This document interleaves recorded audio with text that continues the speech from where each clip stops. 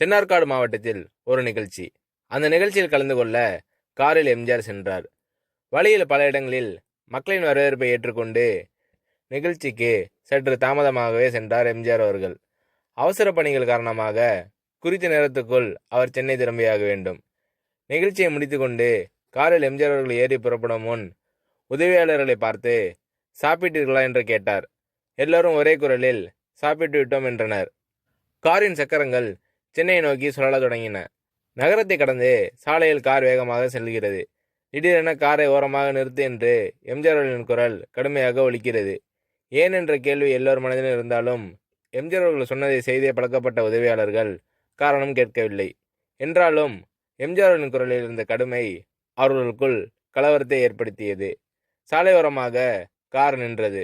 உதவியாளர்களை பார்த்து உரிமை கலந்த கோபத்தோடு, உங்கள் வாடிய முகங்களை பார்த்தாலே நீங்கள் எல்லாரும் சாப்பிடவில்லை என்று தெரிகிறது. நான் விரைவில் சென்னை திரும்ப வேண்டும் என்பதற்காக என்னிடம் சாப்பிட்டதாக சொல்லியிருக்கிறீர்கள்.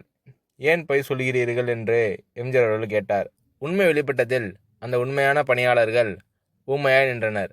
அவர்களது நிலைமையை எம்ஜிஆர் அவர்கள் புரிந்து கொண்டார். எம்ஜிஆர் அவர்களின் குரலில் இருந்த தந்தையின் கண்டிப்பு இப்போது தாயின் கருணையாக மாறியது. இந்த நிகழ்ச்சியை நடத்தியவர்கள் என்னை வரவேற்று உபசரிக்கும் ஆர்வத்தில் உங்களை கவனித்திருக்க முடியாது.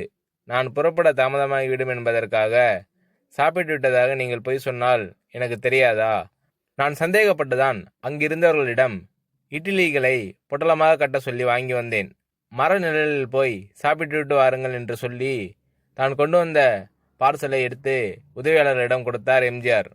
நெகிழ்ந்து போன உதவியாளர்கள் எம்ஜிஆர்களிடமிருந்து பார்சலை வாங்கி கொண்டு ஜமுக்காலத்தை விரித்து அமர்ந்து சாப்பிட தொடங்கினர். நெய் மணக்கும் காரமான மிளகாய் பொடி தடவை இட்லி அவர்களுக்கு அமிர்தமாய் இனித்தது. சீக்கிரம் புறப்பட வேண்டும் என்ற எண்ணத்தில் இட்லியை சாப்பிட்ட ஒருவருக்கு விக்கல் ஏற்பட்டது. எம்ஜிஆரிடமிருந்து பார்சலை வாங்கி வந்த அவசரத்தில் தண்ணீரை எடுத்து வர அவர்கள் மறந்துவிட்டனர். அப்போது தண்ணீர் வைத்திருந்த ஜாடியையும் டம்ளர்களையும் ஏந்தியபடி இரு கரங்கள் நீள்கின்றன. உதவியாளர்கள் நிமிர்ந்து பார்த்தனர். எம்ஜிஆரே தான் எல்லோருக்கும் டம்ளர்களில் பொறுமையாக தண்ணீர் ஊற்றி வைக்கிறார்.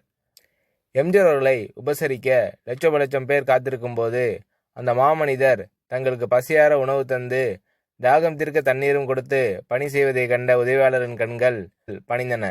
எம்ஜிஆர் தலைவர் மட்டுமல்ல, தொண்டர்களுக்கும் தொண்டர்.